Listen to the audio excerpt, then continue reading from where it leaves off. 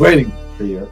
I like that we both just kind of stare at each other like, please give the signal. And neither of us is that. At least not on this. No, that's because we're such good peers. Welcome to Movie Boners, everybody. What's up, everyone? Oh, that is spicy. Spicy. Yeah, I got a spicy beer this time. You went spicy, huh? Well, what spicy beer? Well, you see, this is a very southwestern episode. Mostly Western, but a little bit of Southwestern is always good in these kinds of things. And so I got in Idaho Springs, Colorado. It's the Burro Verde Green Chili Lager, and it has Burro Verde, as you may know, is Spanish for green mule or donkey in this case. Mm-hmm. And so it's a very interesting.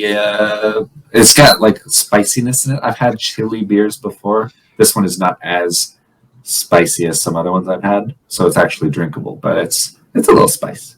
All right. Mine is not spicy. See, you went southwest, whereas I just went west. Okay. Some very vanilla. No. Wow. Oh, wow. Yeah, battles begins already. I went with, in my opinion, a pretty decent West. It's relevant. So I went with Mountain Standard. Mm-hmm. Yeah, gotta cross those Rockies. That's right. Plus, I kind of felt like a taste of home. So thank you, Odell's. All right. That's a good call. What else is happening? Oh, it's time to check in on our movie draft. Is it, though? Yes, you say that every time. So not a lot of movement, I think, because neither of us had any movies released until today. I did have a movie released today. You did. Which is Don't Worry, Darling, obviously. And so far, so mediocre at this point. Sitting at a 6.1, which is below my average of 6.65, so it brought it down a little bit because that's how averages work. So, yeah, I would like that to go up, or Amsterdam to go up, or anything else to go up. But so far, I'm still, under I'm 0.07 points in the lead, which is very tight race. And box office was at 540 million. You're in the lead. You are in the lead. 540 million. I am. That's good. Well, I was worried I was going to have to contribute to your side of the draft because I'm going to go and see Don't Worry, Darling tomorrow morning. Nice. Or for those when you guys listen to this, I would have already seen it. Yeah. We're recording this on the Friday it came out, so we don't have any box office numbers for it yet.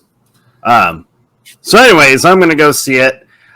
I don't have the highest hopes for it, and I was a little worried that I was going to be contributing money to your bottom line. Yeah. And then I remembered oh no, I have a free ticket. I'm going to be calling the Cinemark and figure out how that applies to the actual gross or domestic box office. Something. I need money out of you, is what I'm saying. No. So I'm curious to see how it all turns out. I want to see just how Stepford Wivesy it ends up being. I like the trailer, and I like Florence Pugh. But I don't know how it's going to go. Yeah. We'll see. But that should be interesting. I'm looking forward to an entertaining Saturday. Sure. That's about that. Yeah. All right. What else? Oh, new stuff. Okay. I have watched a handful of new things. Okay. That's good. Yeah. I watched a handful of new things as well. Well, let's get the one that people... Y'all need to calm down. They are passionate about this. Passion is cool. I'm all for it. All right, people, be passionate. That's cool. They're fans. But wow. Wow. Can we talk about this real quick? So you posted a little TikTok video. Yeah. Right? It was an Instagram reel. Yeah, or Instagram reel. And I didn't realize, tell me, I don't know if it was confusing for you. I was saying, oh, we have a new Lord of the Rings episode coming up on this Sunday. And everybody else was like, you're talking about the Lord of the Rings show that's releasing an episode. And they were all very confused. I was like, no. We have a movie podcast where we talk about movies. I like how nice you're putting this. No, it wasn't confusing to me at all. That's I thought it was perfect because of how much you and I talked about the music and how incredible the score is throughout the film. And then people got into internet arguing for it. I'm at work and my phone just kept going. Meh, meh, meh, meh. Well, it's also unfortunately the most successful post we've ever had. Somebody at Instagram was really sad up for me. Somebody who works at Instagram fucked up and pushed the wrong button and let us through and into other people's feeds. And so we all of a sudden get like 20,000 views and several hundred likes. And I'm like, Dustin, what's happening? I'm like, hey, as long as it brings them to listen and enjoy the show, hopefully at least a small percentage of them listen to the actual episode and like settle down. No, they're just going to yell about how people that don't like it are racist and also the show sucks. That's all they're going to yell about. So, right. So I finally got around to watching the first 2 episodes. Like I was supposed to pre-Lord of the Rings episode, but then didn't. Yeah, that's cool. All right. I texted you. Yeah. Yes. That was my favorite text to get because I sympathized with you. I did feel that as well. That first episode was rough. I think you said that it felt like you had been watching it for 2 hours and it was like 20 minutes.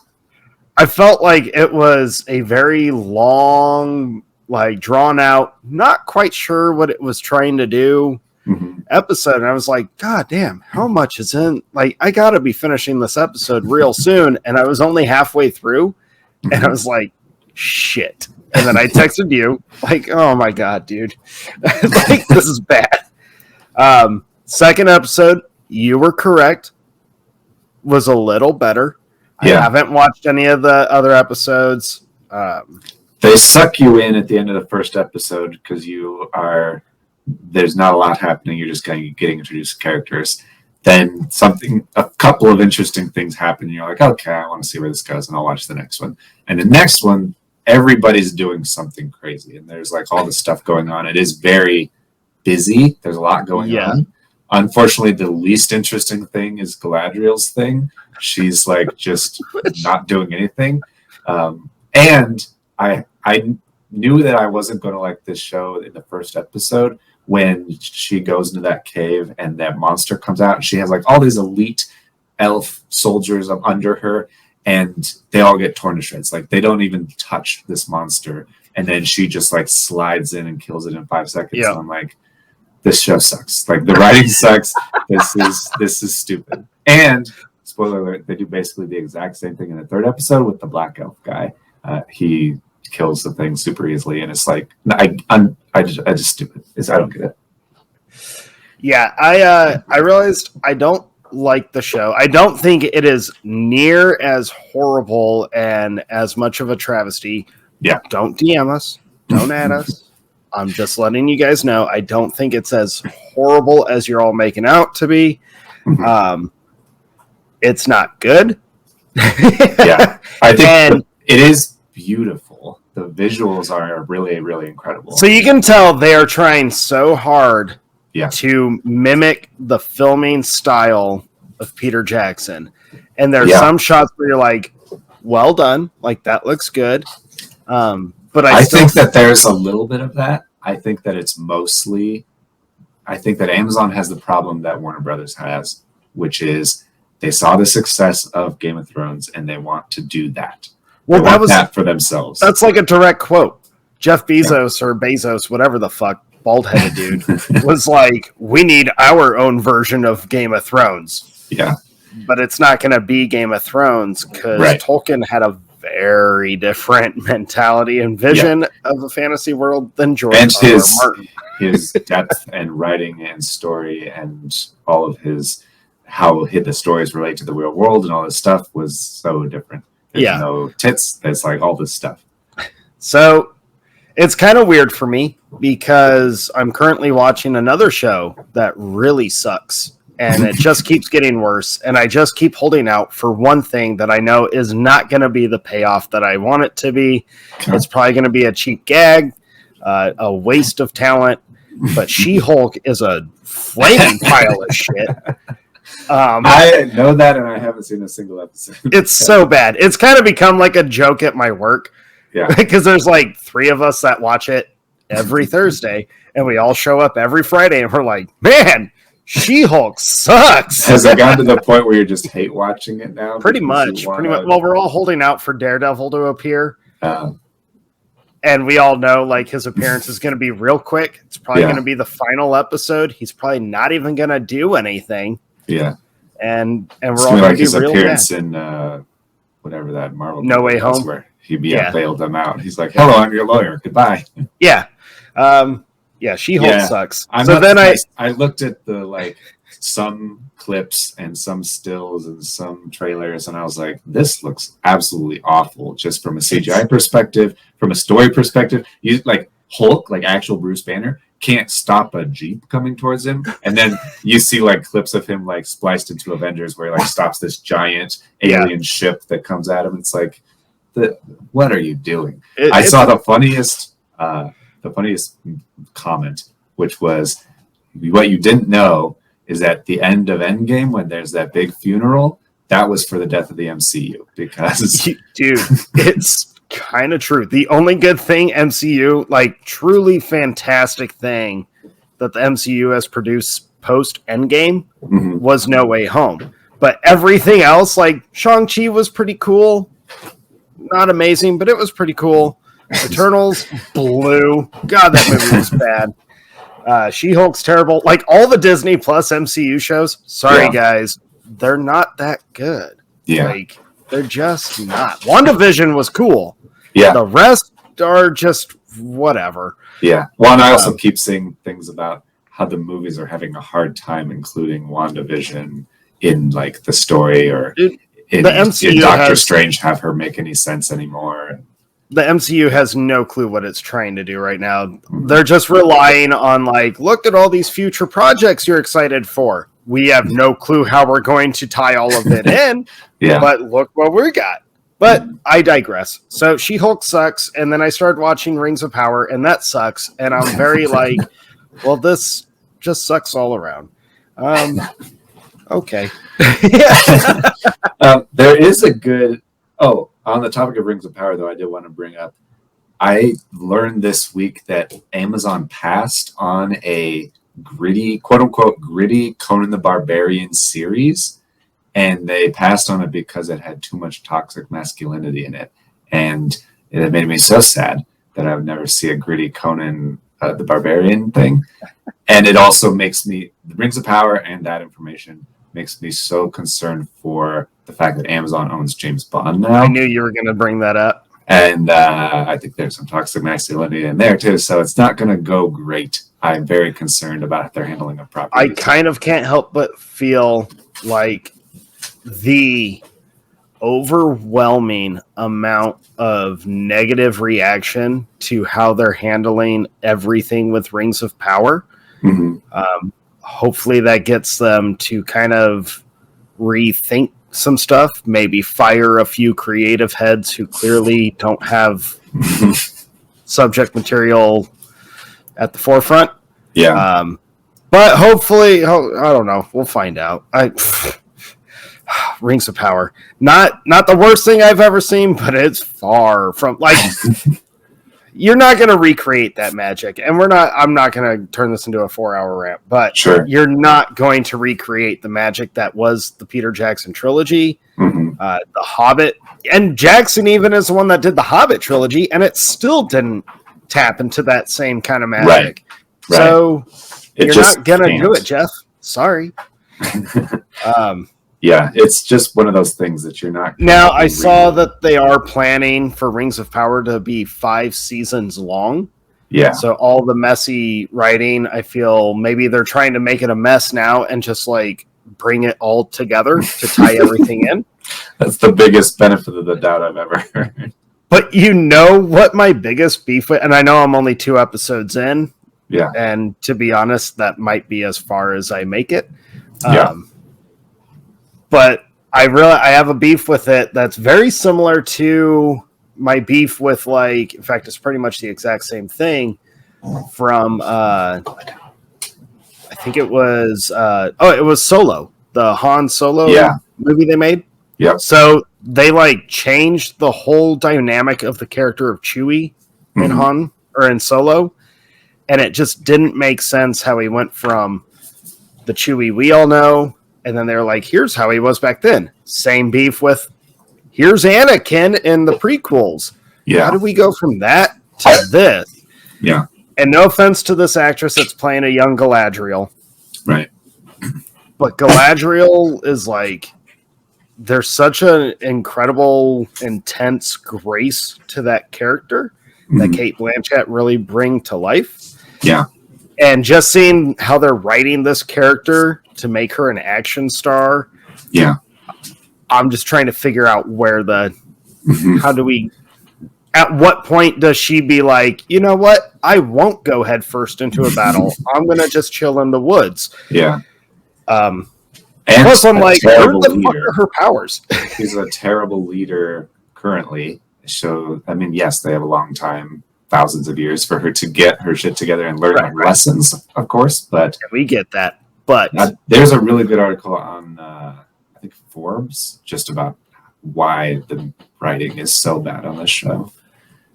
I feel like all the writers on the show read like the back of every like novelization of anything Tolkien, and we're like, I think we can make up our own. We'll tie everything together ourselves. And if I understand everyone's biggest complaints is like, you failed because you have no clue what you're writing. Yeah.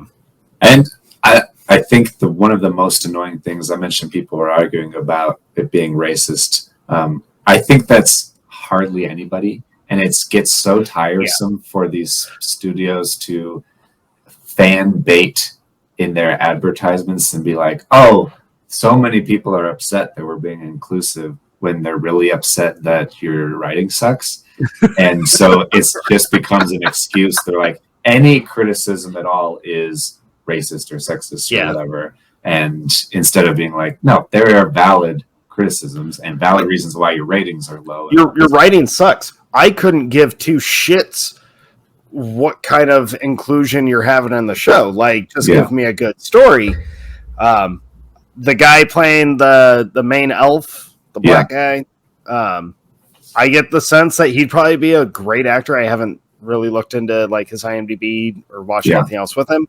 He looks familiar. He does look familiar. But to me, you can tell the writing is so one-dimensional that they're not given any chance for this cast to really go. Now, I get it. It's still early. Whatever. Your writing sucks. The show is a pile. And then on to other new things. So there you go, folks. That's what we skipped on the last episode. I don't have anything else for it. The show sucks. I'm probably going to be done with it and then wait for 2 years from now. So I'll be like, oh, this show is great. And then maybe I'll come back to it. Or they'll just be like, oh, Rings of Power gets canceled halfway through season 2 because viewership went from being like an all-time high for a streaming service to like an all-time low. I feel that's going to happen. But I did watch a couple new things. I went and saw another piece of film that's got a ton of buzz. I didn't even see a preview for this. I literally just all I saw was scariest movie in years. And y'all know I'm a sucker for it. I saw that and was like, right, when's my next day off? I was like, oh, my kid gets picked up at this time, I'll go and see it right after she goes. So I went and saw Barbarian, not knowing a fucking thing about this movie. Yeah, I've seen like a couple quick clips, and I was like, "What the fuck is this movie? I've never heard of it." And then I immediately was like, "Yeah, I'm going to see that eventually because it looks interesting." It's an oddball of a movie, not scary at all. Like that's not a doc on it, but it is far from terrifying, suspenseful. Yeah. Like now, I'm kind of not the one to listen to in that because like I It's use like these saying, movies to net to. yeah, it's like, wow, this methamphetamine really doesn't pack a punch at all. Because you've been on I mean, that's an 30 years. extreme. Wow, that got dark quick. I think you see a lot of horror movies in your But area. the more I thought about Barbarian, now I didn't think it was like even that great, but the more I think about it, Mhm. and just the reaction of like the theater during certain parts of the movie, I was like, this is probably going to be one of those movies where I'm going to buy when it's on sale because there's a couple scenes that I really liked and I'll buy it for that one scene because I do that sometimes, and that movie will grow on me like crazy, and I'll probably love it in a year or two. Okay. But there were some it's fairly comedic Mm.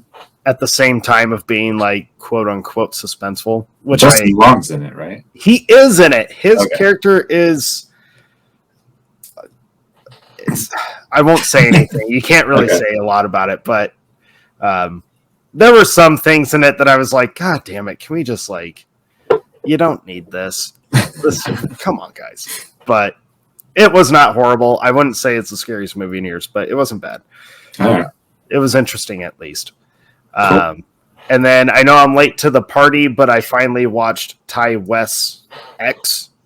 Yeah. Have you watched that? I did see that. Yes. Okay. I fucking love this movie. I'm a Ty West fan, and so I was excited for it for sure. I thought it was super entertaining. It was super tongue in cheek. I like the 70s aesthetic. I enjoyed it, and I like Ty West. So I was like, I'm not shocked I enjoyed it, and now I want to go and see. After I've watched it, I literally thought to myself, do I watch Don't Worry, Darling, or do I go see Pearl? And then I was like, I can just see both. I have a whole weekend to do nothing. So there's a chance I'm seeing both. Nice. Yeah, I liked X as well. I think I need to see it again because I spent a good portion of that movie thinking I knew where it was going and that it was going to be a more significant play on the classic horror black final girl virgin trope. And then it kind of goes a different way, kind of subverting it, which is not bad, but it was different inside. It's definitely there's a lot of homages to very classic, very iconic. Yeah. In particular, one movie. I'm not going to tell you guys what it is because it kind of says too much. But I thought this was oh man, Ty West has been trying to hit his stride for so long, and I think he may have just done it. If you're squeamish with nudity, though, folks, don't watch it. It's a movie about porn stars. Yeah. Awkward. And then I watched a couple family movies. Good transition. My daughter got me to watch The Sea Beast on Netflix. It's an animated movie. It's pretty basic. It wasn't bad. It was a lot like How to Train Your Dragon. So if you like that movie, you'll probably like The Sea Beast. It's one of those direct-to-video rip-offs of the original. No, it was well done. The same fan base. It's very well done. Mm-hmm. Yeah, it was pretty good. And then when you said Sea Beast, I thought you said Sea not the Beast. And I thought you were talking about the Fighting Sea Beast, the John Wayne movie, where he's in the Navy. My daughter has zero interest in watching that. Who knows what kids are into these days? That's true. And then I watched, again, super late to the party, but I finally got around to watching Sing 2. Okay. Which I haven't seen Sing 1, so. Okay, well, Sing 1 is excellent, and Sing 2 is excellent as well. And that's all I got to say about that. Awesome music, Good story. What'd you watch, Jake? I watched a movie that came out very recently called Emily the Criminal, and it has Aubrey Plaza in it. Yeah, I want to see that. You should see it. I'm not going to sway you either way. Okay. I will say, I think that what I remembered of the trailer made me more excited than the movie was. The movie's more like slow and indie and character driven. She's good. Aubrey Plaza is obviously great. And I learned a lot about credit card fraud, so I've got that going for me, which is good. All right, cool. But yeah, it was pretty good. Yeah, I wanted to watch it mainly just to see her throw down some acting chops because it looks like she does, and I was excited about that. Yeah, I would say it's the most dramatic movie that I know of that she's done, and she killed it. So cool. Whether you like the movie or not, doesn't matter. She killed it. What else did you watch? That was it, basically. You said I watched a handful of new things too. I did. I watched the Rings of Power thing, and I watched I did start. Speaking of Amazon shows, one that's actually pretty good. I started Terminal List. The one with Chris Pratt. Yeah. Okay. It's good. I've heard a lot of good things about it, and so far I've watched like 2 episodes, and they're good. So if you like that kind of thing, check it out. I haven't read the book, so I have no context. No context to it. Yeah, that's fair. That's fair. But I have watched a bunch of movies for next week because we're watching movies we've never seen again next week, and trying to be ready and prepared for that. I still have one more. I've got like a huge list. I've got 9 out of my 10 picked. Okay. But I haven't picked my 10th one yet. But I am very excited for my list, and I know a lot of friends, you included. There are a couple movies on mine that I will be watching that you're going to be like, about goddamn time. Yeah. So next week we're doing movies we haven't seen before. That kind of a play on our first episode, top 10 movies we feel like we should have seen that we haven't. This is more just like 10 more movies we wanted to see but haven't. And I have several movies that are like classics that I should have seen by this point. And then some that are just like random. I wanted to see that for some weird reason and then never took the time to do it. And there's some interesting ones for sure. Yeah. So looking forward to that. Check that out next week. Yeah. Okay. I think we're ready. Unless you want to go and get merch or leave us a voicemail with your opinions on any episode you've ever listened to. Do it. We'll play it in an episode and comment on it. Yeah. So this episode, we needed a little bit of a breather episode after last week's epic 4-hour marathon. This one's not 4 hour, folks. We promise. Yeah, and it will be pretty chillaxed. I think it's going to be 5. I kid. So, and it's inspired by mostly. I just remember doing our top 10 Western movies, and how much I loved that week or two of preparing for it and watching Western movies. And I'm kind of like, I wish we could just do that again. And so this is my excuse to talk about Westerns, watch Westerns, just think that's about the fun Westerns. Thing, Jake. It's our show. You and I dictate like everything on this show. If you want unlimited power, we can talk about Westerns. So we're going to, because that was a fantastic prep week for that Western episode. Hey, folks, go listen to the Western episode. It's awesome. It is awesome. So this week, we're not talking about our favorites. We're going to create a brand new, never before casted and created Western film that we're going to do a fantasy draft of crew, principal crew, and cast. And cast our dream Western movie. For those that have been around for a while, if you listen to our Christmas episode, the most recent one, we did the same thing for Christmas movies, which was a lot of fun. And I'm not gonna lie, still a little bitter, folks. I'm still a little bitter. About what part specifically? Man, I had such an awesome Christmas movie setup. The story was amazing. My cast was amazing. Wrote your whole story. Man, it was Christmas film to the nine. It would have been possibly the greatest Christmas movie ever made. Wow.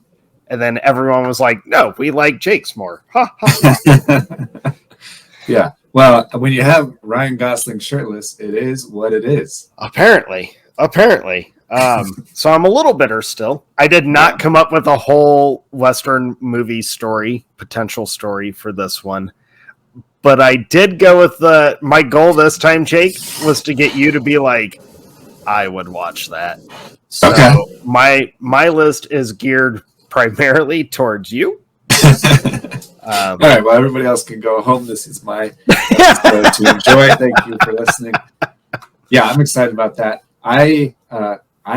This had a weird development for me where I had come up with like a very basic story. I was like, it's gonna be a classic revenge story, Western.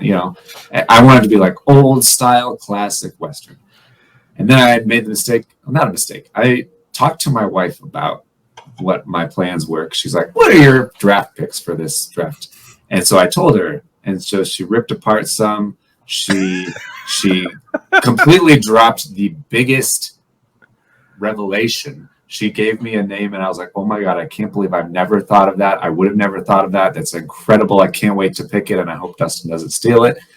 And then she got really into it, and she's like, okay, here's your whole cast that you need to do. Here's the general story of how they relate to each other. And so she did what you did, where she came up with this whole story, and I am cherry picking the best parts, and then also inserting my. So we like, God damn it! I swear to God. So I do. I guess I cheated a little bit in the sense that I had help in this. I mean, it's not cheating. It's your wife. Like, yeah, we're a package deal, I guess. And she's kind of been part of the show, whether directly or not, since the creation. That's true. She kind of named us. That's true. Yeah, she's fun fact, folks. The godmother. Shout out to Christy, but not really because she helped you. And okay, so let's just get into it. Let's do this. It's a little different than our normal format. So we're just gonna just go with it. Basically, I'm gonna share my screen. So if you're not watching the video podcast, we will try to describe what we're doing to you. You don't need tab audio, so I'll just share this. Okay. So the first thing I told you to do is to choose your studio name. So we are playing the role of fat cat producers who are not creepy and weird, but also are responsible for casting a Western movie and choosing director, writer, composer. Yeah, I didn't come up with a producer name. That was the one thing I texted you about.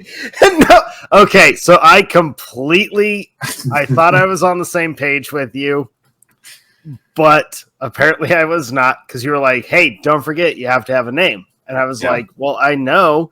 And in my brain, it registered as you have to have like a title or something for your story. And so I did that, but I did not make what's the title of your movie? That's fine. What's the title of your movie? So I had to go Western, and Jake, you'll be proud of me. I literally Googled Western phrases, like old country Western phrases from the Old West. Okay. Which was a lot of fun because there are some goofy fucking phrases from way back then. Yeah. But the one that I just thought was like, that fits the most. It's funny. It could mean whatever for a story, whatnot. It could be interesting. So I am Aaron the Lungs. So, that's like right. This, Aaron the Lungs. So, yeah. Word Aaron. Yeah. Okay. I like it. Apparently, it was the slang term for people that cursed a lot. Oh, nice. Yeah, I like that. So we know that you are Dustin. Dustin. Okay, that's so bizarre that that's the route you took to name your thing, because mine is very much in the same vein. No. Yes. I didn't Google it because I already had it in mind, but I was like, there is a phrase that I've always loved from like Western shows and movies and stuff, and I think it would be a hilarious film studio or movie title name. So I'm going with Yellow Bellied Productions. Okay. I laughed. I almost did I was trying to come up with something for Yellow Belly. Yeah. Because that's like such a common phrase in Western films, especially those old school, like John Wayne kind of films. For those that don't know it, it's like cowardly. Yeah. Yeah, I guess, Aaron the Lungs still works as like a production name. So true. So Aaron the Lungs Films. That's what we'll make. And that's shockingly kind of fitting for me because for films with curse words. That's what I feel like I'm 98% of the reason why our podcast here, if it had a rating, would be rated R. True. Facts. Well, I don't know. You like to say a lot of shit that like. Shut the fuck up! I do not. You prod the bear a lot, which is awesome and hilarious. Get over it, people. All right. Well, I think if I recall correctly, last time we did this, we flipped a coin in order to figure out who goes first. We tried, yeah. We did try. We did. Yeah, you did the weird like Google coin flip, right? Yeah, we're going to do the same thing because I don't have anything better for this. Okay. And I will let you call it again in the interest of sportsmanship. Oh, shit. Okay. I'm going to call... Sweet time. Okay. Heads is the call. Heads it is. Dustin, do you choose to go first or defer and go second? There's no second half, so it is what it is. Right. I like your football terminology. Dude. I am 2-0 in my fantasy league right now. This isn't about your fantasy league, Dustin. It's a fantasy draft, isn't it? You dick. All right. Well, that's true. Yes, let that is me be true. excited about things, Jake. All right. Who do I want to start off with? Oh, you know what? Yes. I mean, no. Tell me. Wow. Okay. I'm going to start off with the writer. Okay. This time. I think I started off with actor last time, but I'm going to start off with my writer. I think you definitely started off with writer because you were like, writing is the most important part of movie making. I remember very specifically. Well, I'm doing it again. Okay. I think it would be awesome to have this kind of Western come from Taylor Sheridan. Fuck you! Yes! Shit. He's the one that wrote Hell or High Water, which is one of the greatest fucking crime like movies. Oh my god, people, if you have not watched Hell or High Water, go watch it. But Taylor Sheridan would be my writer.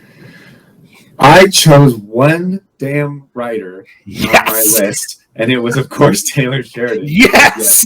Hell or High Water. He generally does neo-Western stuff.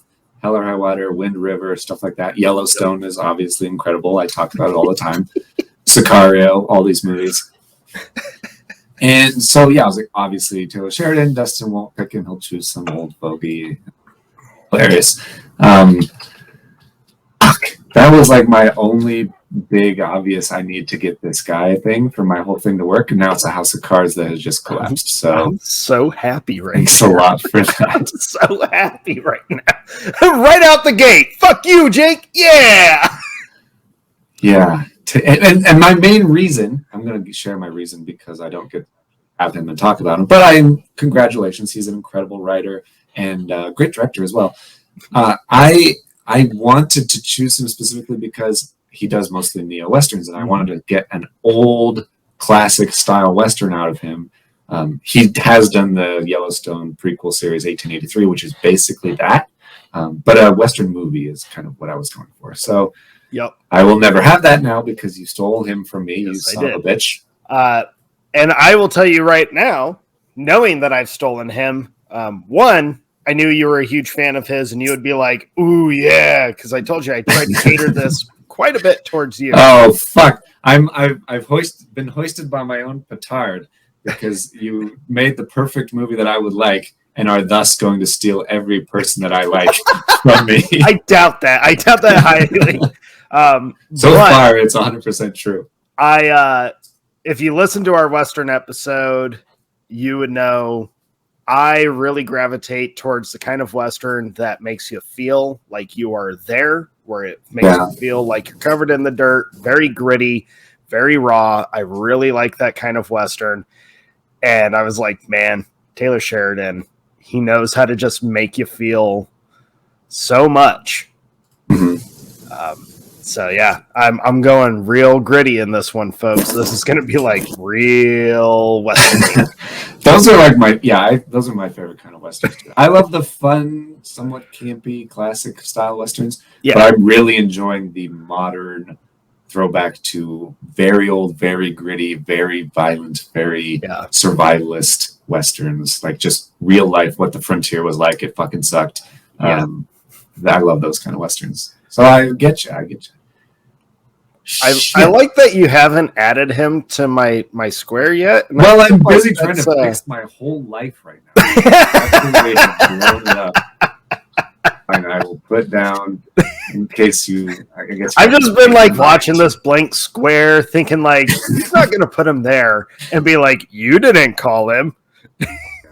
Also, if you've watched Yellowstone, you know, but Taylor Sheridan is like stud. He's like jacked. He's like a legit cowboy. He rides horses. He has a ranch. He's like not just a poser. He's a legit dude who knows what he's doing.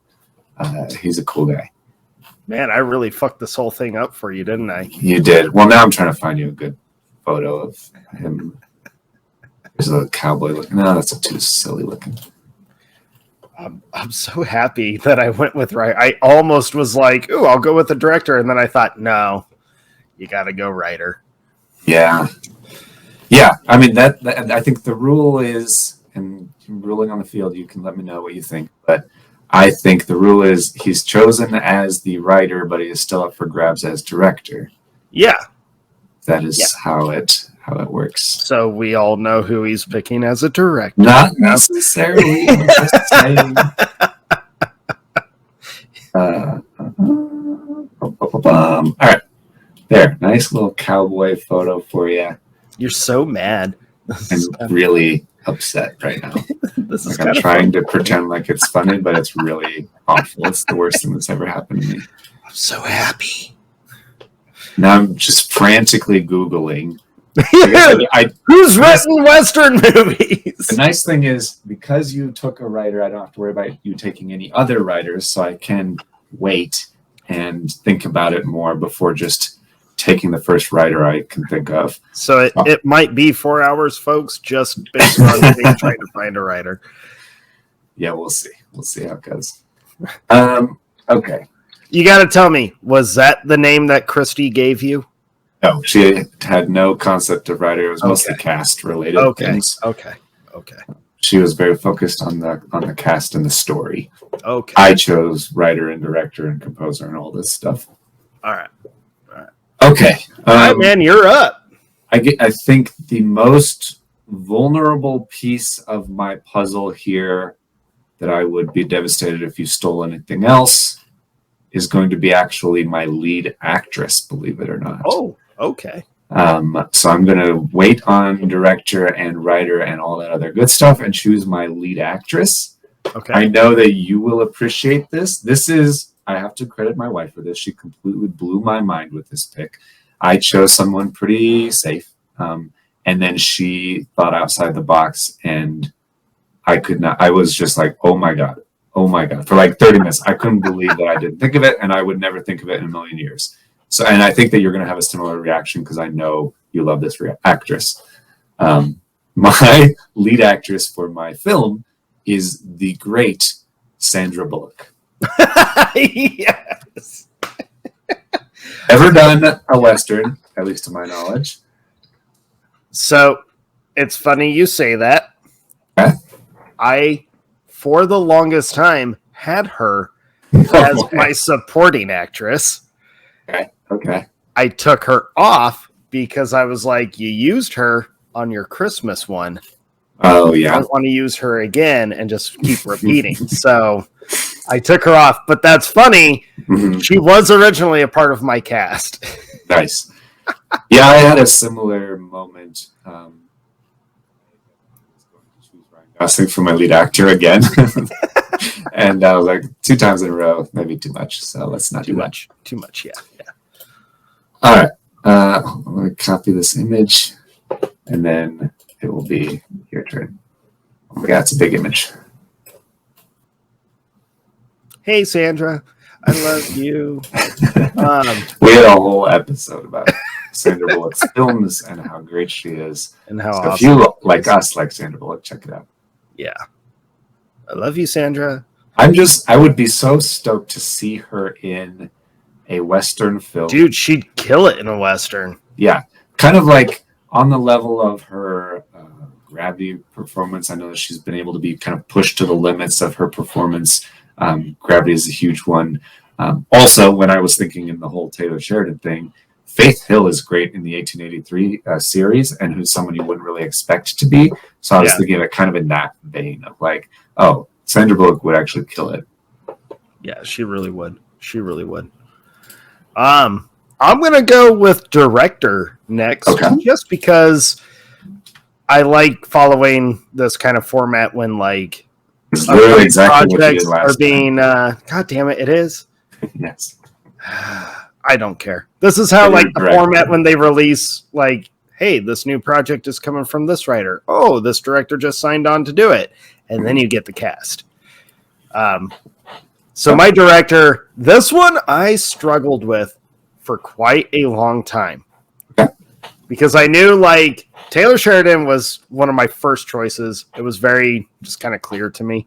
Yeah, writer-director combo. And I was like, okay, you need a director that can do gritty, that can do dirty. And I thought like, okay, so you did Ben Stiller the last time because he just has such a great eye for directing and awesome actor. And I was like, he knew, he has that perfect kind of vision of with like Secret Life of Walter Mitty. So I was like, okay, I kind of want someone that's still in that vein that can pull off some very realistic, very just dirty, make you kind of like cringe during certain violent scenes, give you some incredible story structure. I was like, God, there's a lot of directors that I love that can do this. And then I was like, you know what? There is one dude that I think would fucking kill it. He would probably just set a new standard for it, or potentially could. So I'm going with Mel Gibson. Okay. I was like, goddamn, a Mel Gibson movie, like written by Taylor Sheridan. If I'm going for gritty and just make you feel that time period, it's like these two could probably do it. Yeah, I like that a lot. I like the kind of the apocalypto level. Yeah. That sounds great. So plus Mel Gibson behind that camera, I mean, he's an incredible actor as well, but behind that camera, that dude's vision for filmmaking is just, it's unreal, dude. And I really feel he's like he hasn't been given that full credit before. Yeah. So well, it's kind of blackballed a little bit. I mean, yeah, he's still a little touchy water, folks. I understand that, but he's so good you can't just. But he's so good. He's so good at what he does. He'll be back. He's always hanging around. That's a great choice. I know. And he was on my list, kind of in the maybe supporting actor role, maybe crew, something like that. So his name was floating around the zeitgeist on my list. All right. Okay. What on my side is now the most important to take early on? I want to take my director, but you've thrown me off so much that I don't know. I want the director and writer to work well together, and I don't know who else would be a good Western writer that this director would work well with. So I'm going to wait on the director. I also have a couple of options. If I am desperate, I could choose another option there. So I think I'm actually going to go with my composer of all things. Your draft is all over the place. It is. Well, it's your fault. Don't talk to me about, your draft is so disorganized. Why do you think that is? You took my cornerstone of my entire list. Okay. I don't even feel bad. Like, my composer is incredible. Not only has written great music for other movies outside the genre, but also written specifically composed my two favorite Westerns, Silverado and what the fuck is the other one? I just blanked. I was going to say Yellowstone. That's not a movie, Jake. Although the composer for Yellowstone is pretty good. Silverado and Tombstone. Very similar words to Yellowstone. Tombstone, that composer, as I'm sure everybody knows who is listening, is Bruce Brofton. All right. Brofton. I don't know how you say it. I just know how you spell it. And it's spelled like that. Okay.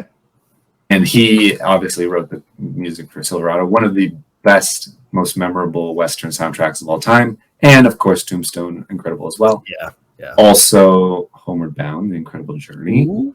That's hits you in the feels right there. Rescuers Down Under, big time feels.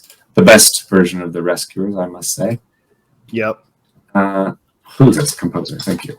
Ooh. I have no idea what this guy looks like, actually, so I'm going to find out here for the first time with you.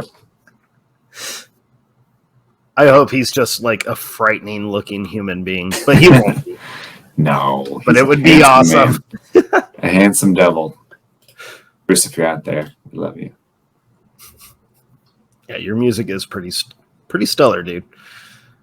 There's a nice. He looks like a composer. Yeah, exactly. He looks like a composer. He went to the same headshot studio as John Williams and all those.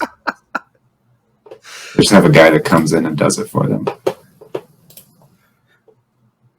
All right. Well, there's that.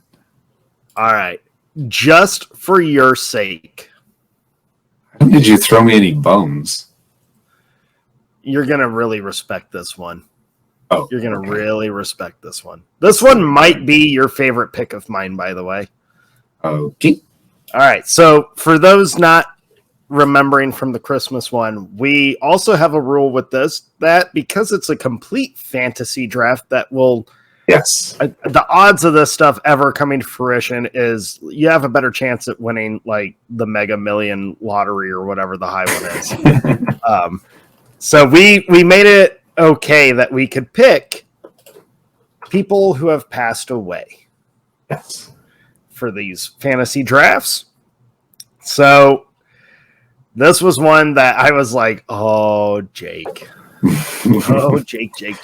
Okay, I'm here for it. So as a supporting actor yes, in this, I was like, who would be just such a force to be reckoned with on screen? Who's just sheer presence? He probably wouldn't even have to say a lot. Just his presence on screen would be so intimidating as a supporting actor. Okay. He'd be so intimidating and so effective.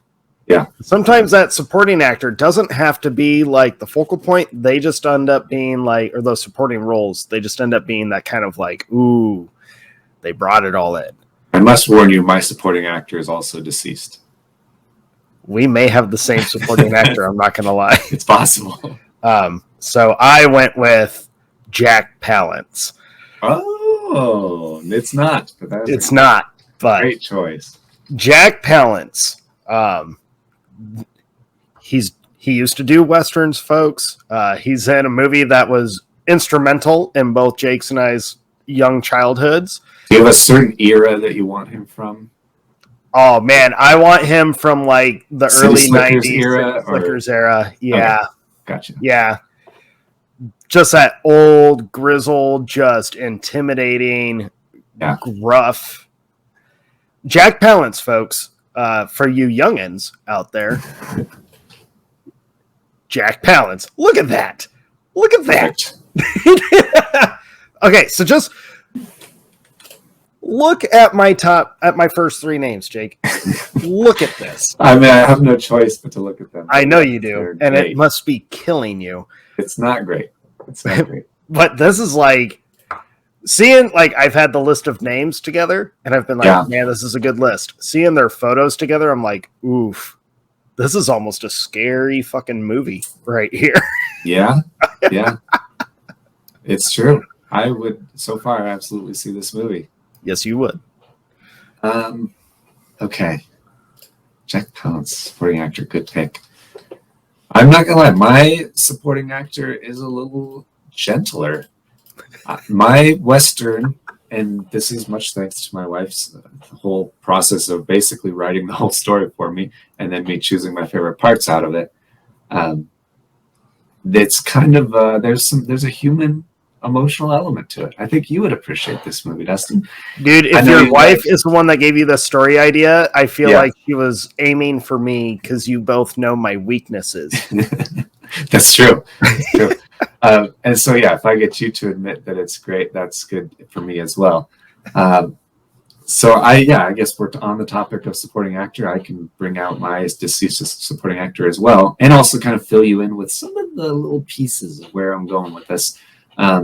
Sandra Bullock is the lead. It's basically her story. There is a lead actor who is going to be playing her brother, and it's probably going to be told through his perspective, but we'll get to that a little bit later. So she is obviously in her, 40s, 50s. I don't know how old she is, but she looks great. She is a grizzled Western frontier woman. And so there will be flashbacks into two different time periods to when her and her brother, who has so far yet been unnamed, are children. And they have a father, of course, who isn't around when they're adults for some tragic reason, I'm sure. And so to play their father, who is going to be imparting wisdom to them, teach them about the ways of the world, prepare them for life on the frontier, is kind of an unconventional pick, but this is strictly for me. I don't think Christy picked this, but she did love how it fit into everything else that she was thinking. So my supporting actor choice is the great and terribly missed Robin Williams. Oh, fuck. Yes. I'm thinking like bearded classic Robin Williams with like Good Will Hunting performance to taking them under his wing, that kind of thing. Also a little bit of like Christoph Waltz and Django Unchained, like a little fun, but a very like wise. Oof. Yeah. That's a great pick. And for the kind of story that you appear to be going for under Christy's direction, yes, that is a fantastic decision, sir. By the way, I should have you know, I am forming a little possible story scenario for mine as you are putting names up. Okay. So I will have a story idea for you folks at the end of this. Oh, I like it. Yes. Let's see. I need a good portrait photo. Well, you got to find the bearded one so that those watching who might not have seen Robin Williams with a beard, let them know what he looked like with one. Yeah, man, I miss Robin Williams so fucking much, dude. I really do. Like, god damn it. Yeah, you're absolutely right. I miss that guy. Kids, if you missed growing up with Robin Williams material, like, I'm sorry. Yeah. It's still brilliant. It's still amazing. The nice thing is that it's preserved. It is preserved, but there was something real cool when you saw his name attached to a new film coming out or a stand-up. Like, there was an excitement to it. I miss you, Robin. Good pick, sir. Good pick. Good pick. Yeah. Oh, man. Ooh, you know what? I'm totally going with my supporting actress. Okay. And I was excited for this one because I loved her in her breakout role. It was amazing. And she's done a lot of like fun roles. She's done a whole lot of stuff different from it. But I love the idea of her revisiting this kind of era. She has with a couple other films that no one's heard of, apparently. But I think on a big scale, her revisiting the Old West grittiness, just this kind of story that's forming in my head as we speak. I just think would be awesome. The world met her when she starred alongside Jeff Bridges in possibly one of the only super successful remakes ever. Yeah. I'm going with my supporting actress of Haley Steinfeld. Yeah. When she was in True Grit, she is amazing in True Grit. Just absolutely incredible in that film. And she's done a lot of like fun, silly, action-y stuff. I think it would be awesome to see her revisit the more dramatic side, the Old West, get back into that world, into those like sets and costumes and all that. I think she's just got the talent for that kind of era of film. Mm-hmm. So, Haley and Steinfeld, she's a little older now, got a little bit more experience under her belt. Yeah. And I feel like with the experience she's got and with a couple of the names I'm going to drop here in a little bit, under that kind of like influence, under, learning and all this mentorship, I think basically I'm going for like the gold with this shit, by the way. Okay. Nice. I like it. So yeah, Haley Steinfeld. Hold on. I've got like so many. I'm trying to keep like the theme of your pictures going, so you don't have like. Well, unfortunately, I think you're only going to find a couple like Western-y photos. She does a lot more colorful, poppy stuff these days. Yeah, she's like a young, hip chick. Yeah. Maybe I'll just go with this one. Copy image. Thank you. Classic black and white. Black and white's always a good choice, but I just think she would. I think she would just do such a great job with the cast that I'm forming. I think she'd do awesome with a script from from Taylor Sheridan, and under the direction of Mel Gibson. We've seen what he can do with actors and actresses, even kids. I mean, all the children that were in like Braveheart, incredible. When he directed Elijah Wood and The Man Without a Face or With No Face, incredible. Go watch that movie, folks. That's an old one. Man with No Face? Yeah. It sounds familiar, but I don't think I've seen it. Mel Gibson, he directed it. Elijah Wood is in it. Gibson plays this guy who's disfigured, and Elijah Wood plays the young boy that kind of befriends him. Okay. Yeah. Interesting. It's a good drama. It's a very good drama from like 1993 or 4 or something like that. Okay. Yeah, I promise I'm listening, but I'm also currently Googling writers similar to Taylor Sheridan. I know you're listening, Jake. It's funny because I can like watching you frantically hit your keys of like, God damn it. It's like every time. Look at screens. Every time you hit a key, I can just hear, fuck you, Dustin. Fuck you, Dustin. Fuck you, Dustin. That's exactly how I feel.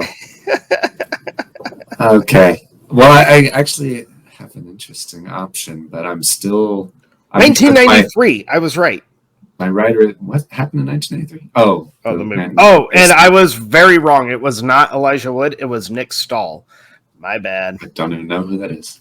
Yes, you do. I do? Yeah. Okay, if you say so. I think you do. He is famous. Sounded so confident. What did you say, Nick Stahl? Nick Stahl. So he he played John Connor in Terminator 3. He was the yellow bastard in Sin City. Yeah. He's in Bully. Yeah, I know him. Yeah. I don't know his name, but I know his face. One of those guys. Hey, Jake, guess what? What? You don't have a writer. I am aware, but I'm not going to rush it. I know my writer's not in jeopardy anymore because he's fucking dead to me. So I'm not going to rush it and just throw out a writer. I'm going to wait it out. I'm going to see what happens. See what develops. Maybe an epiphany will come to me, I hope. It's just, this is so funny to me. Very glad that you're having a good time. I know. What's your pick, sir? Okay, I'm going to choose my lead actor. Continuing the story that I was telling about this father and daughter, there is a son in this family, and the story is mostly around Sandra Bullock and this lead actor who plays her brother, the son of Robin Williams. And he is maybe a little more unconventional pick, but I do have my wife to credit for this. She did bring him up and convinced me to not choose Ryan Gosling again, even though I wanted to so badly. So my choice for lead actor and the person who the story is basically told through, even though it's about Sandra Bullock's life more, is going to be Mr. Shia LaBeouf. Whoa, that I have no idea how you spell it. Interesting pick. I was pretty close. LaBeouf. LaBeouf. There's just an O in there, a secret O. Is there? I don't know how to spell his name. I just looked it up. Trust me. Okay. Yeah. So I'm thinking of like.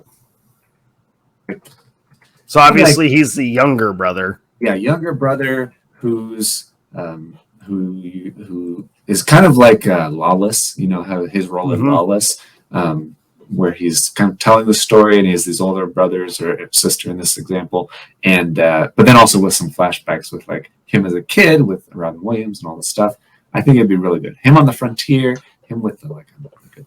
He's kind of coming back, and after he got kicked off of, I don't know if he got kicked off of Don't Worry. He has been in troubled waters for some time, but I haven't heard of a whole lot from him. I will say my personal favorite movie of his was one of the movies he made right before he fucked up a whole bunch of stuff. But The Peanut Butter Falcon is an incredible film. Yeah. I think he deserves so much credit for the role he plays in that and that movie in general. That's a cool pick. That's a very interesting pick. I think your story just took a heavy dramatic turn. Okay. Like, I feel like that story is the kind that doesn't necessarily make you feel warm and fuzzy, but kind of grounds you a lot. Yes, I like that pick, dude. True. That's a good pick. Thank you. And plus, I feel like just under Robin Williams and Sandra Bullock, I think Shia could learn a lot just in basic life. I feel that would be a very humbling experience for him. Yeah, absolutely. Dude, that's a cool pick. Good job, Christy. I mean, Jake. She does get a lot of credit for it, so I'm not going to steal that at all. Dude, I like yours. I genuinely like. I genuinely busting like my balls. I genuinely like what you're coming up with, man. Thank you. I appreciate it. So then, I'm gonna go with my lead actress. Yeah, this was actually the one that I'm most excited about because I feel she's kind of she doesn't do a lot anymore, which I think is kind of sad because in like late 90s, early 2000s, she had a handful of films that were her performances were just so powerful. Yeah. So amazing. I still think about them like to this day. She's kind of gone quiet since like 2005. She does a handful here and there, but I feel like she just hasn't gotten back to that. And I think it'd be awesome to see her throw down some intense acting chops. And she's such a great, she plays tenderness really well. And that would be the kind of role I would see her as, but also being firm. Yeah. And kind of demanding an authority. So my lead actress would be Jennifer Connelly. Oh, yeah. And I'm thinking, like, you know, when she was in A Beautiful Mind, that kind of style. Okay. You remember that movie? I do. I was just thinking about her resurgence in Top Gun Maverick, though. She is, yeah. Well, like I said, she is like kind of coming back, but I haven't seen her have the opportunity to throw down the kind of chops that she showed us. Say lead actress. Yeah. Ooh, this is interesting. I was not thinking of it in full form when you said it. I would want her to be not like the lead character, but pretty much the driving force. Top build female. Yeah. Yeah. Absolutely. Yeah. Plus, how awesome it would be to see her name like one of the top build names again. I think that would just be incredible. Yeah. I missed seeing Jennifer Connelly a lot because she was another one growing up. I'd see her name on credits and I'd be like, "Oh, I know that movie." Like her name was always associated with a certain standard.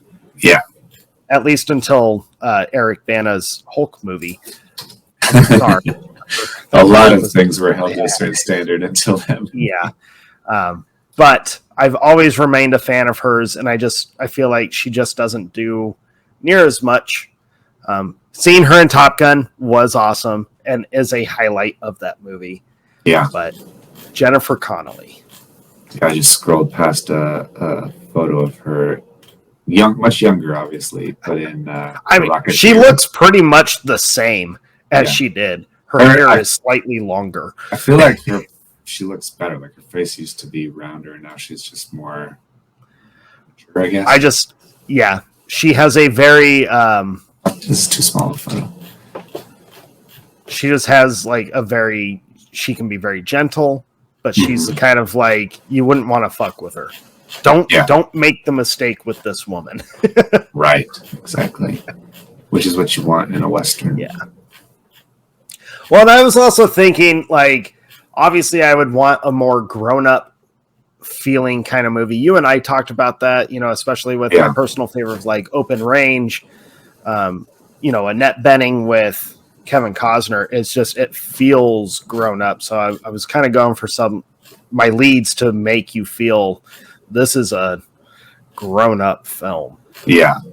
So I had that kind of challenge when I was first thinking about actors I like. And I was thinking, like, who do I like that I would want in my movie, actors and actresses?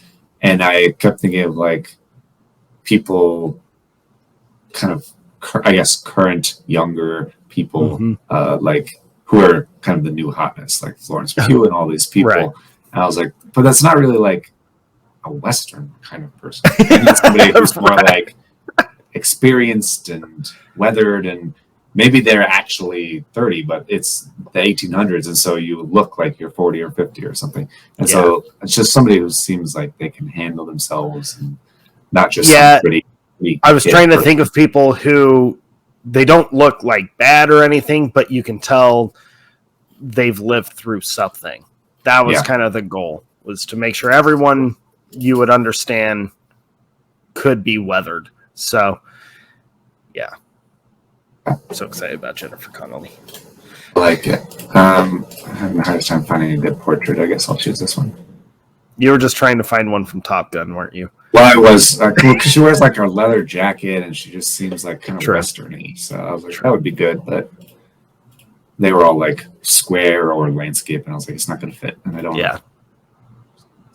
But that's an incredible choice. Jennifer Connelly's criminally underrated. Yes. She's great. Yes. Right? Absolutely. Okay. What do I have left? What am I doing? Where am I? Let's go with... You're not at writer. I know that much. I'm certainly far from writer. That's true. I'm such a dick. I'm sorry. Actually, I'm not. But... Yeah, I know you're not. And that's kind of what makes it even... I'm going to go with my supporting actress. One of them. Have I picked one yet? No. So I think last time we did 2 supporting actors and 2 supporting actresses. So I assume we're doing the same thing again. Yeah. My supporting actress, first one, is going to be an important part of the story, and also I really enjoy her when she is her most natural self, meaning when she has her natural accent and natural. I think it would fit the story and the immigrant nature of the Old West and all of that stuff. Mm-hmm. So my supporting actress is Saoirse Ronan.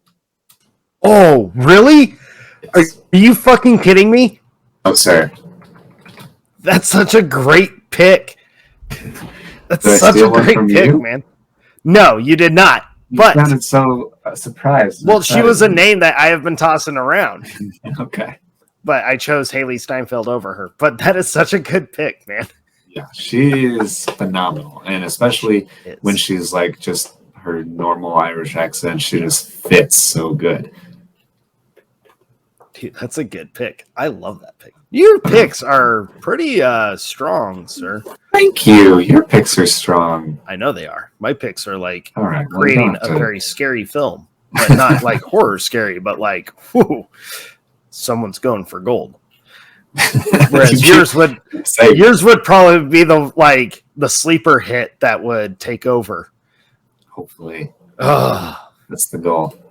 We'll see when everybody goes and votes in our social media at Movie Boners. I know. They're all going to vote for you because I was a dick to you. And please, I need the sympathy. I know. You're buying your votes by trying to cancel me. That's cool. That's fair. All right. Good for you. Did you also hear that Dustin said the N-word the other day? That what? I'm trying to cancel you. Did you also hear that Dustin said the N-word the other day? What, you mean Nazgul? Yeah. That's racist. That's a joke from our social media. If you're not following us, you're not going to get it. You should be following us because the Lord of the Rings memes have been fucking hilarious. There's so many. You've had a lot of time on your hands, sir. Well, first of all, Lord of the Rings are slight aside. Lord of the Rings are like the most. There's so many different memes that come out of Lord of the Rings. That's true. Which is a testament to how it's infused itself into the culture.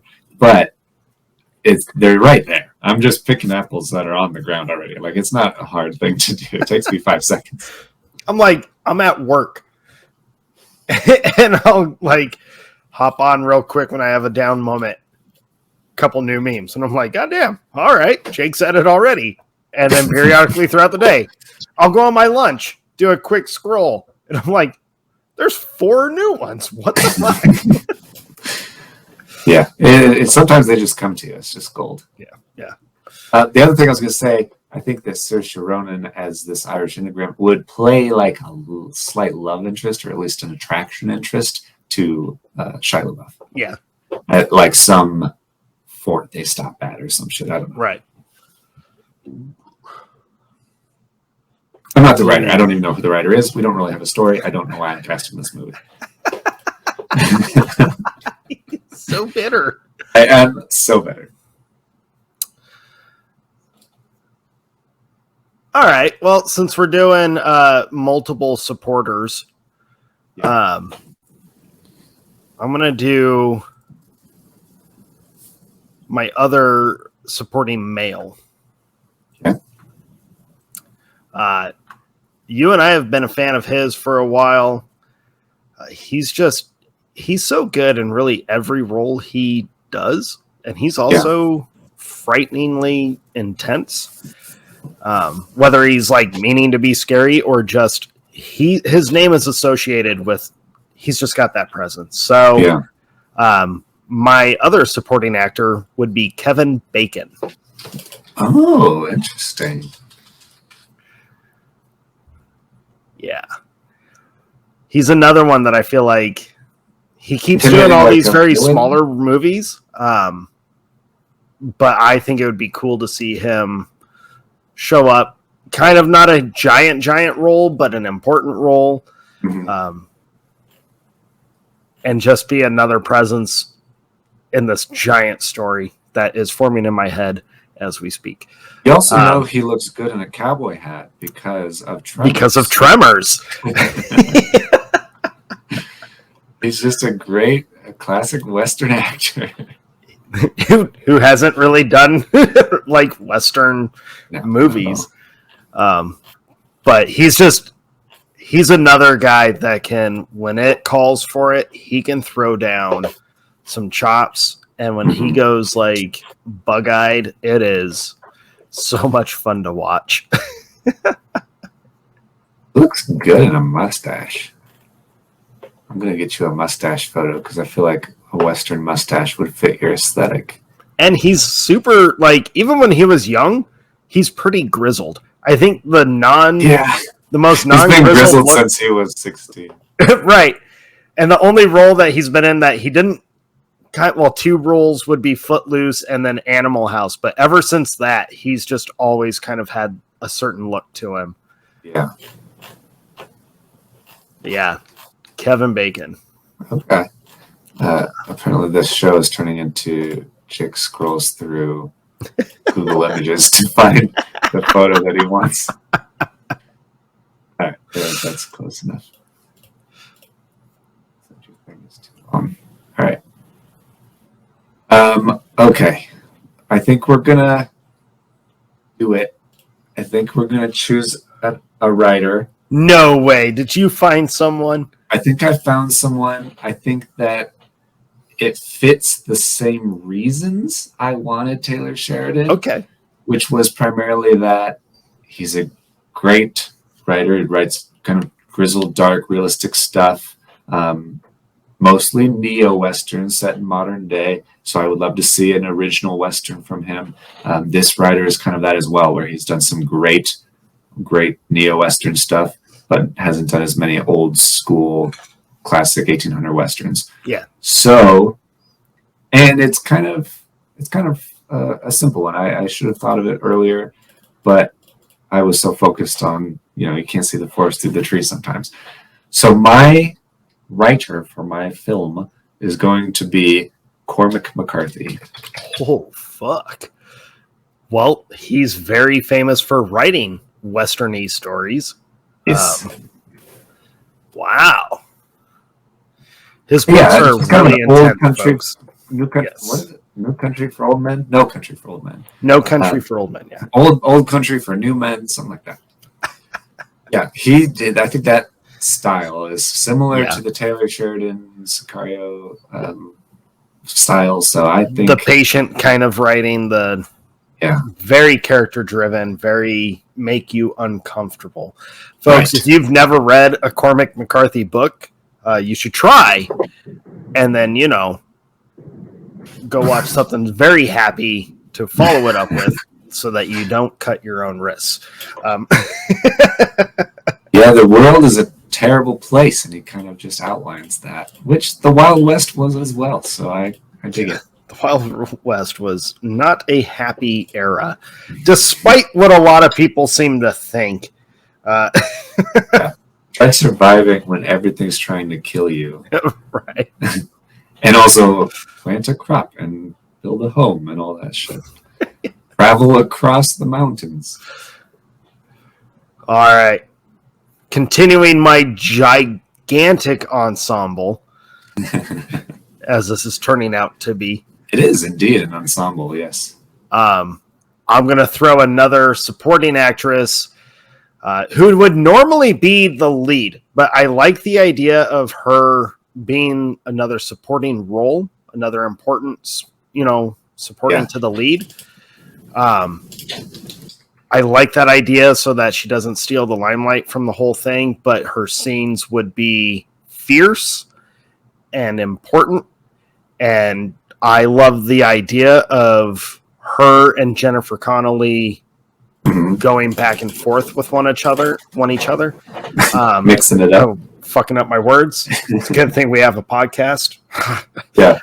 To talk for hours at a time. Right. But hers is more driven towards just the sheer excitement to see her caliber of acting with all of these people. Okay. And to see what what she hasn't tapped into quite yet under the direction and writing of Taylor Sheridan and Mel Gibson, because I think they could both draw a little more out. I don't think her talent has like an actual limit. She's one of my favorite actresses ever. Okay.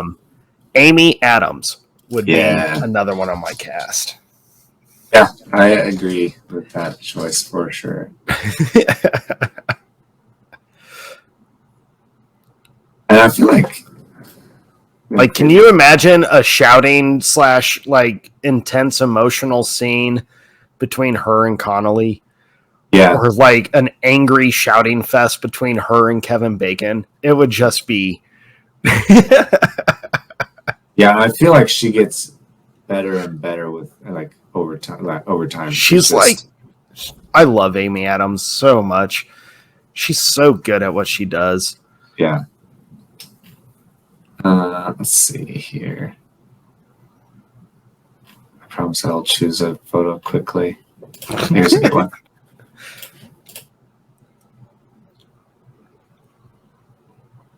Okay. Okay, let's see. Where are we now? I've given you my screenwriter, so I can't give you shit anymore. Yeah, fair enough, Jake. Fair enough. I can finally move on with my life and kind of reconnect to what I was trying to do in the first place, because I think that it all still works. I've salvaged it. That's the main thing. So I think that with Cormac McCarthy, I'm going to choose a director who probably you'll laugh when you hear it, because it's not really a surprise, but it's one of my favorite directors. He's a director that hasn't done any Westerns yet, and I would love to see a Western from him. So we're narrowing it down to like 2. And so and I guess I'll give it away with this. He's done primarily sci-fi for a long time. And I knew it. Currently doing one of the biggest movie series of all time, Dune. So he just needs a break. He needs to do something simpler, back to basics, do something in the Old West, get a little dirty. Denis Villeneuve is my director. Yeah, not a shock at all, Jake. And that's not like shit talking. I'm not surprised you would go that route. I really, and folks, we're probably going to be doing more of these little fun little draft things when we need, like, after a huge episode, we need a little bit of a palette. Don't be surprised when at some point down the road, my personal favorite, Mr. Nolan, shows up. But yeah, there's so many, like, obviously we love all the genres. That's why we do top 10s of them. But I think of this, like, obviously I've been thinking about Westerns for a long time, but I think about sci-fi, how exciting that would be, or comedy, how weird that would be. That would be probably the weirdest one. Or horror, how incredible that would be. So there will be more of these, I'm sure. There will be more. We have a lot of fun doing this. I like imagining people in places where they wouldn't normally be, like Sandra Bullock in a Western, or Denis Villeneuve doing a Western. I'll watch like a couple movies from people that I'm putting on my list and imagine like a meld of a couple characters mixed with a meld of a couple other, it's just super fun for me to do that. And who knows, maybe in some weird universe somewhere out there, our lineups are coming to fruition. Enjoy the movies, other us's, if you're there. That would be incredible. That would be incredible. Lucky bastards getting to watch these. All right. Here, I'm going to do this since I can't find it.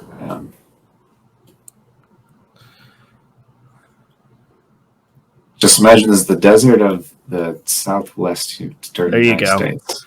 There you go. It could be like,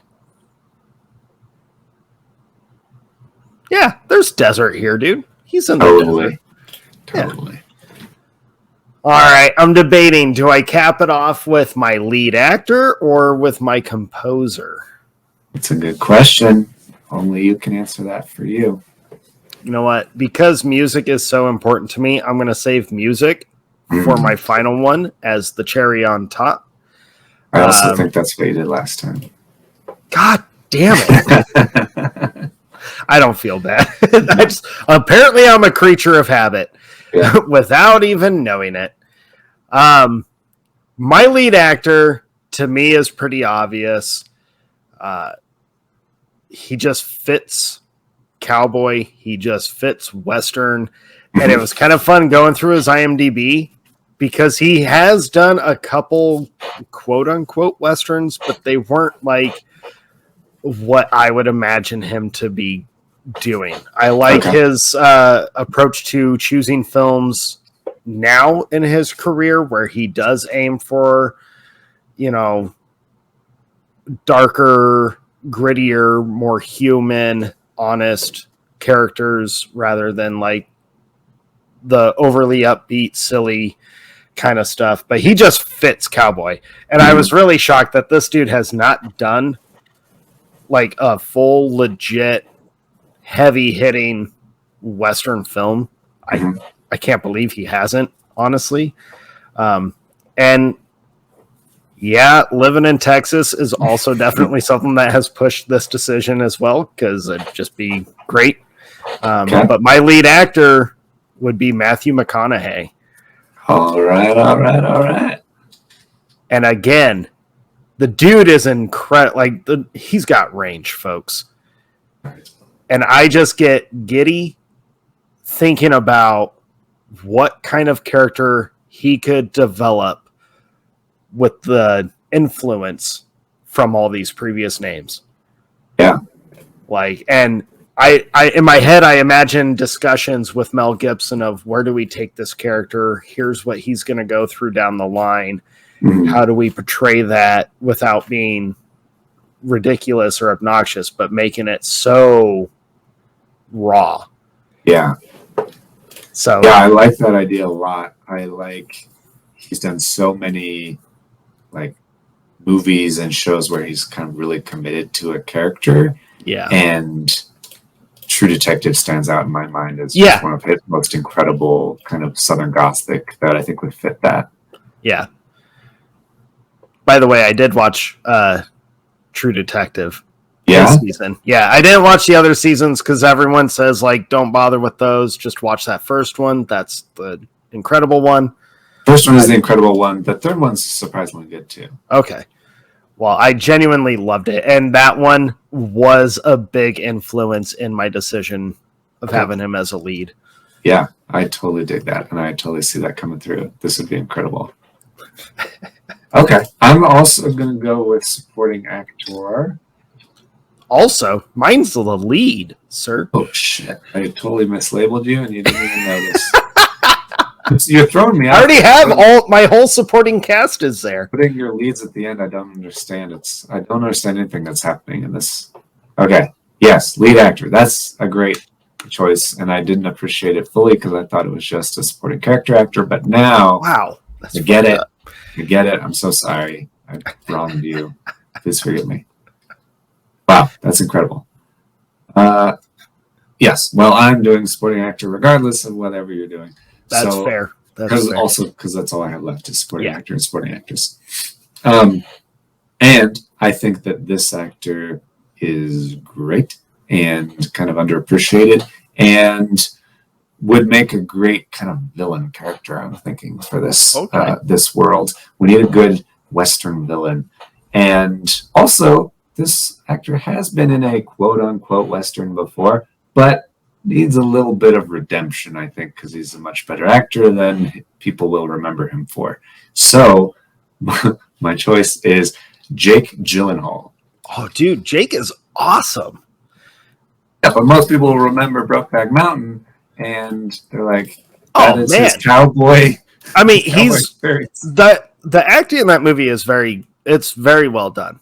But when I hear Jake Gyllenhaal, I think of like October Sky. I think of like Nightcrawler, which is one of the most disturbing films I've ever watched. Nightcrawler is definitely a villain motivation for this pick. Oh yeah, no, Jake Gyllenhaal. I've been a fan of his for a long time. I even love his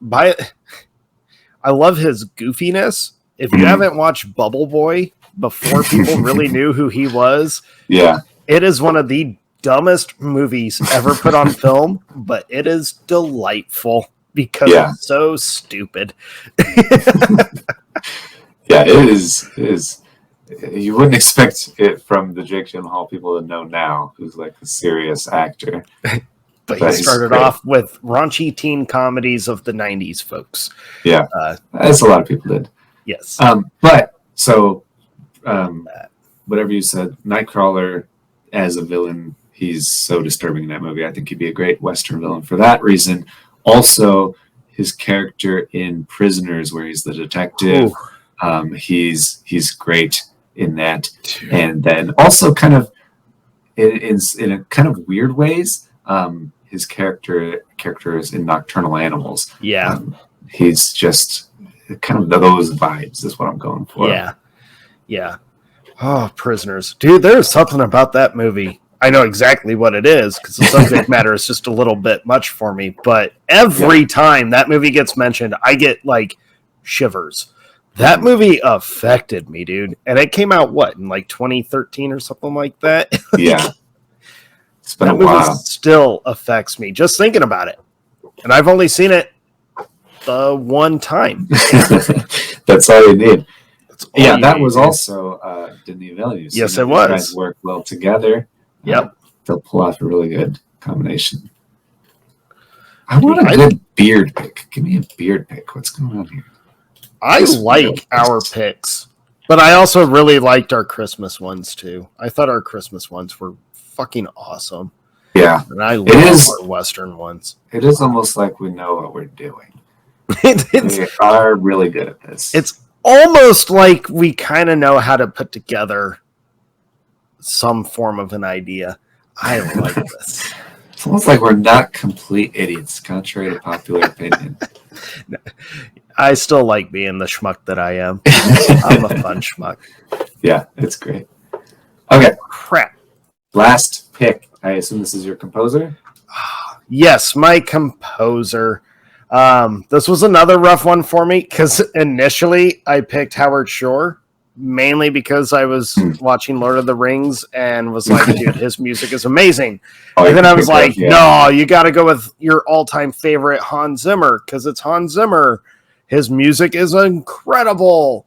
And I was like, no, I feel like that one's too obvious. I don't want to go with the super obvious. And just listening to a handful of composers, looking at what kind of movies a lot of guys have made the music for. I'm also stalling because I closed out my notes and I had to go back to them. But I legit did listen to a lot of different composers. I believe you. I love listening to movie scores. Like, yeah. Well, it's so like it can be very exciting. It can be very relaxing. Depends on the movie, but have you ever listened to the Gladiator soundtrack? Holy fuck! Yeah, yeah. I listen to a lot of Hans Zimmer, a lot of John Williams, a lot of the big ones, obviously. Yeah, James Newton Howard is incredible. Yeah, Michael Giacchino is incredible.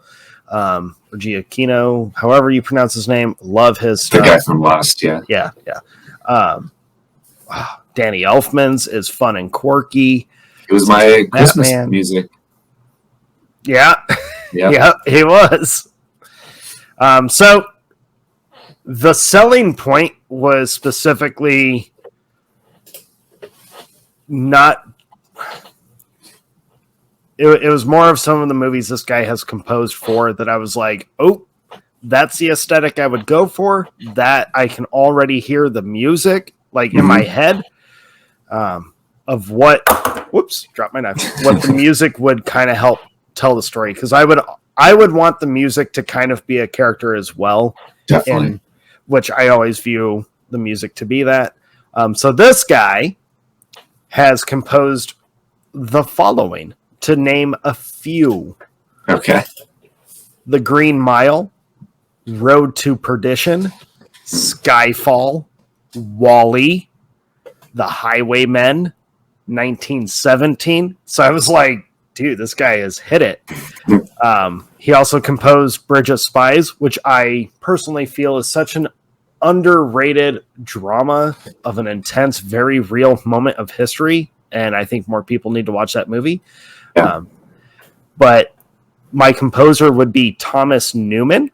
Mm-hmm. And I already listed off the movies. But I thought with such an intense background in how he's composing for these stories, and then it was Wally that capped it for me of being like, this guy can write music that's so deeply moving on such a like heavy hitting emotional scale, but then he can polar opposite inspire so much hope and warmth. Because if you've never listened to Wally's soundtrack, if you've never seen the Sky Dance scene in Wally, what the hell is wrong with you and what are you doing with your life? Yeah. Well, they can also, so much of that movie is just music and no dialogue or anything. And so, the first half is basically a silent film. Yeah. So Thomas Newman, I feel, would just cap this whole thing, this ensemble off so well. And I think the story he would tell through that music would basically, I'm going for breaking hearts. Like, I'm going to pull those heartstrings. You're going to fucking cry when you listen to the music, guys. Yeah.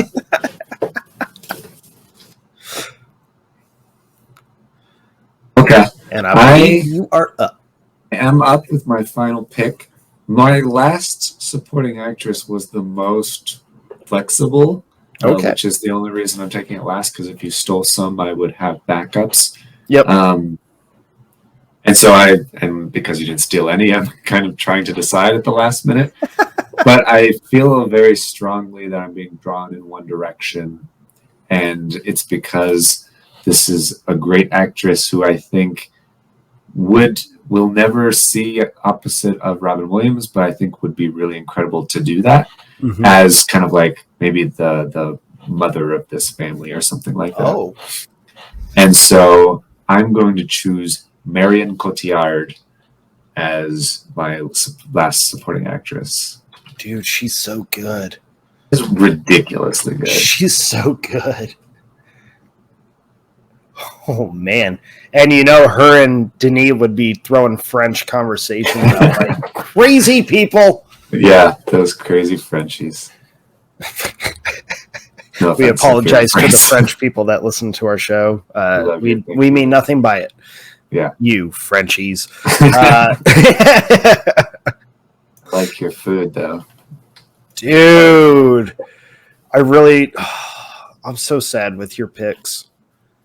Like in a happy way. I was sad, but I had overcome my disappointment, and now I'm completely fine with you. No, I'm sad because we're never gonna get her side by side with Robin Williams. We're never gonna get anyone side by side with Williams again, dude. That Williams pick, like, that's so good. So good. Yeah, and I don't know. I feel like there's some sort of connection between like her as the matriarch of the family and then having a daughter who maybe she couldn't raise all the way, but ended up becoming a woman about the same age and a powerful, fierce frontier woman. Yeah. I don't know. I feel like there's good connection between those. I think that's awesome. So yeah, dude, our westerns kick ass, man. I know. Now all I can do is hope that I dreamed tonight about this movie so I can feel like I saw it, because it probably never happened. Right? Yeah. Dude, you threw me for such a loop with that script writer. I know, dude. I really messed you up with that one. It's like going through all of the westerns I could think of that I like. I was like, I could choose Howard Hawks. I could choose all of these classic western writers, but they just wouldn't have fit the reason I was going for. So I feel good. I landed where I needed to be.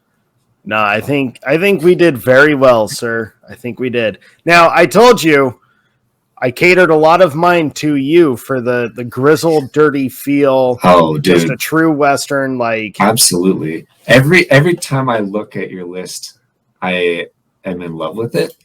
Obviously, Taylor Sheridan, incredible. Mel Gibson, incredible. Jack Palance supporting, incredible. Every single person here is great.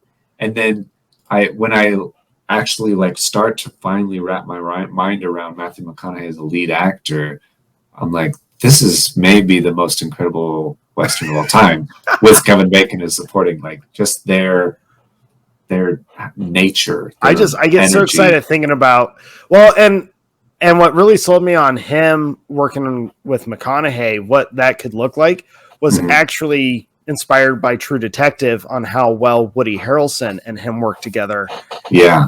And I thought, man, those two could probably throw down some like monologues to each other, some intense crazy eyes at each other that would just make the whole theater just be like, what are we witnessing right now? Yeah. Yeah, I think that's a very good point. I like that a lot. And Jennifer Connelly, I just want to see anything she's in. I really like Jennifer Connelly, and I thought, like, man, she's such a like, she would be the kind of pick you would not see coming, but she would be the one that would just like completely steal the whole show. Yeah, she's so good. Oh, absolutely. Yeah. Dude, I like our picks. Me too. I want to see these people make genuine Westerns, guys. I want to see anybody make Westerns. It's kind of a thing that they don't make a lot of anymore. But everyone that comes out is good. Hostile's great. Dude, Hostiles. And so I feel like this is kind of on that level. Like if you like Hostiles, you'll like these two movies that we're trying to put together here. Oh, 100%. 100%. And Jake, like you and Christy know me way too well. So you know, obviously, your story, your cast, the direction you're going with yours, I would be drawn to that in a heartbeat. That would be one that's like not even an after, like a debatable thought. Yeah. Obviously, my own, I would be there. It's like you wouldn't be using your free ticket.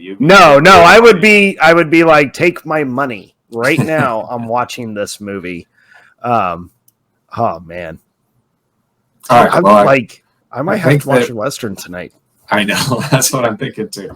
Like, I'm not done. I just need like a good palate cleanser to cap this all off. We obviously can't decide who wins. I think that you should go find us on social media. Let us know which one of these you like best so we can choose a winner. Otherwise, we're going to both win because they're both great. Let us know kind of what you'd be aiming for, what would draw you in. Man, I'm so happy with our picks. I almost want to see a movie with all of these people, but you can't do that. That would be too much, I feel. Yeah, that'd be crazy.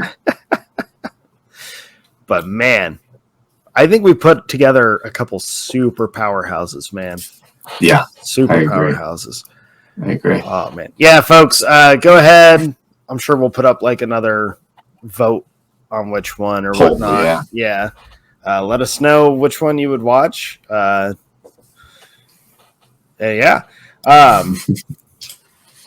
I like our Western draft. Ooh, man, we came swinging tonight. I know. Yeah, you worried me so much there, but you worked it out. But you pulled out a pretty good pick. Thank you. What do we got next week? Oh, yeah, you already told them. Movies we haven't watched for whatever reason that we've meant to and just haven't done it before. So, listing 10 movies each that we've never seen before that we felt like we wanted to. So they're movies we are at least somewhat interested in instead of a random movie that we've never heard of. So that's completely different. And like I said, there's some classics and some very weird or very interesting movies on mine. And I'm sure you're kind of the same way. I can't wait for, there's a couple of mine that I'm like, I know you are going to be like about time. I know, possibly our longest listener, John, is going to be like, I've been telling you to watch this movie for like 6 years or whenever it came out.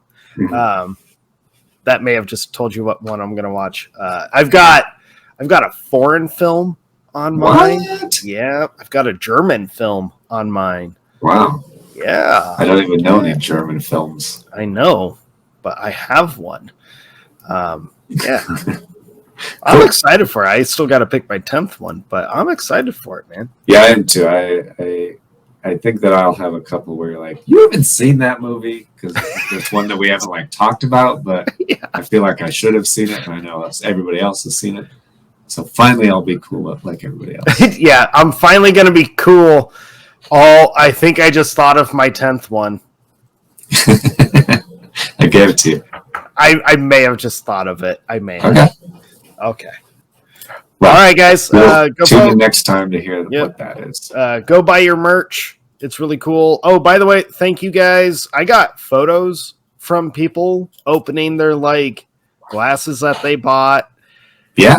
So that was always cool. If you buy your merch or buy our merch for you, how do you word that? Whatever. If you buy our merch, yes, that's thank you. Take a photo with you, like drinking from it. If you get the glass or the coffee cup or wearing it, whatever you tag get. us, let us know. We want to know you enjoyed it. And yeah. I love mine. I'm not gonna lie, I haven't used my glass because I'm like, it's so cool, and I don't want to accidentally like scrape it and ruin the logo, you know? Yeah. Because I have bad luck. Or use it and then drop it and shatter it, because I broke a glass the other day doing dishes and was like, fuck. Yeah, and those Movie Boners merch, they're a limited edition, man. Yes. You're not going to get that glass ever again. It's gone forever. There's a different glass if you want to get one. It's true. It's pretty cool, but it's not that glass. We have one change coming pretty soon. Oh, yes. That's true.